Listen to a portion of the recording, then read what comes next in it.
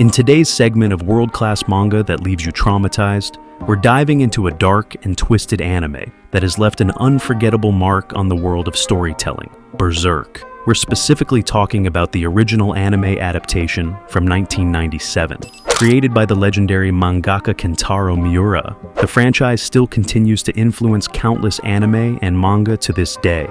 The journey of Berserk to television began in the late 1990s. By that time, Kentaro Miura had already released around 80 chapters of the manga. The story was far from complete, with its intricate plotlines still unfolding and growing. Despite this, Nippon Television and VAP, a production company, saw the potential in Miura's work and decided to fund an anime adaptation. The result was a show that first aired in October 1997 and ran until April 1998, delivering a total of 25 episodes. The anime opened with the Black Swordsman arc, the starting point of the tale.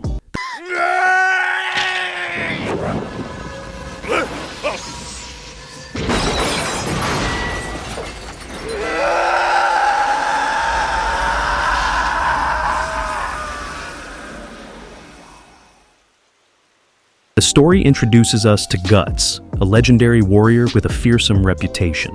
Guts is instantly recognizable. He has only one eye and one arm, yet wields a massive sword with unmatched skill. He roams the land as a wanderer, leaving destruction in his wake. His first appearance is in a gritty and tense scene inside a bar. A young woman is being attacked, and Guts intervenes, brutally killing her assailants without hesitation. His actions are swift, ruthless, and deadly. From this moment, it's clear Guts has a goal. He's hunting a man known as the Baron. It doesn't take long for Guts to track down his target. Their confrontation is violent and gruesome, ending with Guts taking the Baron's life in one of the most brutal scenes in the anime. During this encounter, Guts claims a strange demonic object the Baron carried, a Behelit. This artifact is key to the dark and mysterious themes of the series. After this bloody encounter, Guts continues his journey. He is a man on a mission. The anime takes its time to reveal the events of his past, stretching back years and years before this moment. This is where the narrative transitions into the Golden Age arc, the most well-known segment of the story. In the Golden Age arc, we meet a younger version of Guts, a skilled mercenary with all his limbs intact and both eyes unscathed. However, his life is far from ideal. Guts fights battle after battle, living a solitary existence with no companions or real purpose. His life takes a pivotal turn during a tournament where he defeats a knight named Bazuso. It's after this victory that Guts encounters a group of warriors who change his life forever. It was during this moment that we came across the Band of the Hawk. This group is led by Griffith, an enigmatic and ambitious man who embodies the archetype of, the good-looking boy. Alongside Griffith is Casca, the only woman in the group, and other loyal members who form the heart of the Band of the Hawk. Griffith, impressed by Guts' combat abilities, offers him a place in the Band of the Hawk as a swordsman. At first, Guts refuses as he doesn't want to join. However, after losing a duel to Griffith, he reluctantly joins the group, despite Casca's outright hostility, and even her wish to kill Guts. Over time, despite their rough start, Guts and Griffith develop a unique and complex bond, constantly fighting and Guts trying to prove his worth. Over time, Guts earns his place in the Band of the Hawk. He becomes one of their strongest fighters and eventually Griffith's trusted right-hand man. This doesn't sit well with Casca, who remains wary of Guts. Griffith and Guts' growing friendship becomes a central focus of the anime. One key moment is when Griffith reveals a mysterious object he owns, a Behelit. Griffith shares his grand ambition to one day rule over an entire kingdom, a dream he will stop at nothing to achieve, by any means necessary. 3 years pass, and the Band of the Hawk not only rises in power and prestige, but also becomes an inseparable group of friends bound by loyalty and shared victories. Griffith is now one step closer to making his dream a reality. Guts earns the role of commander, leading new recruits into battle daily. Their camaraderie strengthens, making them seem unstoppable. However, their journey takes a grim turn when they encounter a fearsome and seemingly invincible warrior known as Zod the Immortal. During their fight, Zod notices the demonic relic in Griffith's possession and warns Guts about Griffith and his ambition. He explains that the Behelit Griffith holds is a sign that everyone close to him is destined for doom if he achieves his dream. Remember this part, you'll see why.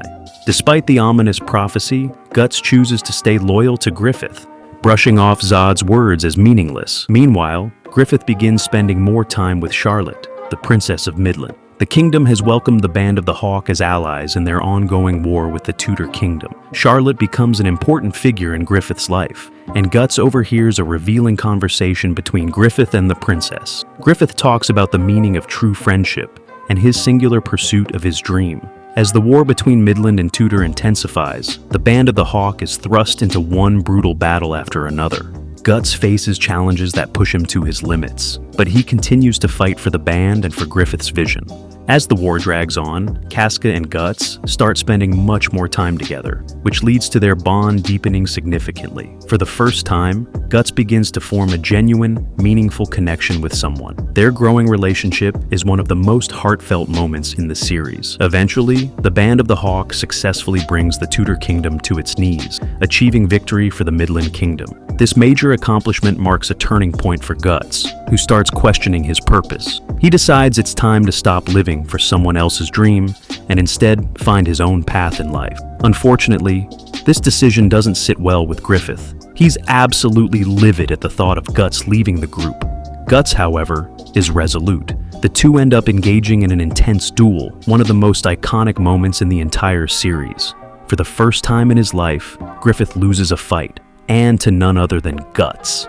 This defeat isn't just physical, it shatters Griffith's confidence and leaves him feeling deeply betrayed. Broken and consumed by despair, Griffith takes a reckless step and forces himself on Princess Charlotte the entire night. This impulsive act proves to be his undoing, as the king discovers what happened and orders Griffith to be captured and subjected to brutal torture, like torturing the shit out of him. Griffith's punishment is beyond severe. By the time it's over, the once dignified and charismatic leader of the Hawks has been reduced to a pitiful shadow of his former self. He's barely recognizable, both physically and mentally.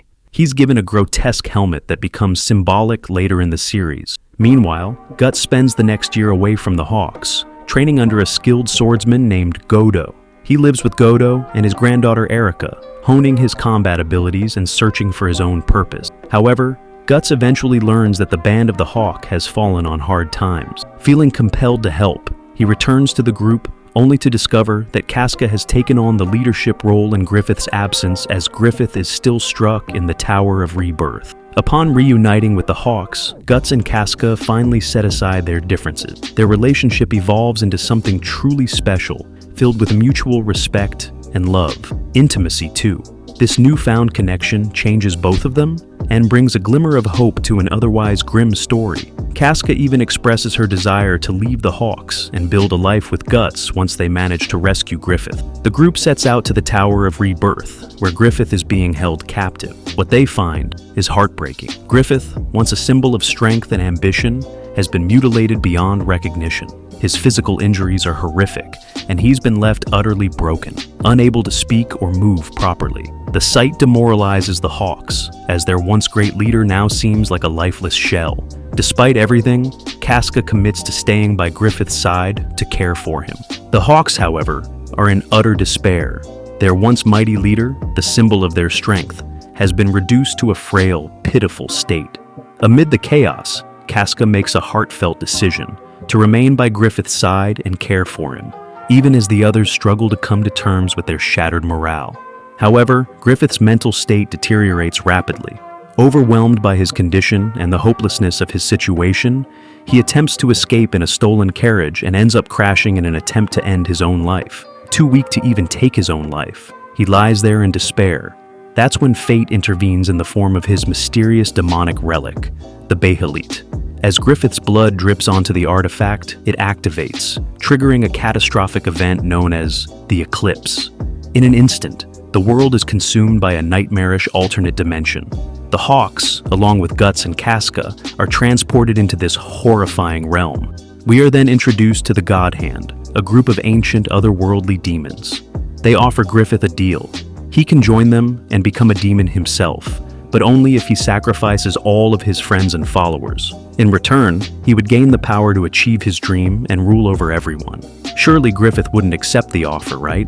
After all, his friends had just risked everything to save him. Well, Griffith accepts the offer without hesitation. In doing so, he condemns his loyal followers to a gruesome fate, including Guts and Casca. One by one, the members of the Band of the Hawk are slaughtered in horrific fashion, their deaths serving as sacrifices for Griffith's transformation. In this moment, Griffith sheds his humanity and is reborn as Femto, a powerful and sinister demon. The horrors don't end there. In a moment of pure evil, Griffith, now Femto, with the other demons, commits a not-so-moral act against Casca, forcing Guts to watch helplessly. You know what's happening? Let's just say Griffith was being freaky, doing the most heinous act possible. Desperate to save Casca, Guts fights with everything he has, but the odds are insurmountable. During the struggle, Guts loses his left arm and his right eye, further emphasizing the devastating consequences of Griffith's betrayal. Miraculously, Guts manages to survive the eclipse, though the experience leaves him forever scarred. He is branded with a mark that signifies his connection to the demonic realm, ensuring that he will be hunted by dark forces for the rest of his life. Broken but alive, Guts emerges from this ordeal with a singular purpose: to seek revenge on Griffith for everything he has done. Thus begins Guts' transformation into the Black Swordsman, a relentless warrior driven by vengeance. The original 1997 adaptation of Berserk ends on this harrowing note, leaving viewers with a cliffhanger that sets the stage for the larger story. While subsequent adaptations have attempted to continue the saga, none have fully captured the haunting magic of the original series. That's it for today, homies. Like the damn video and subscribe to the channel, or face the god's wrath. See ya.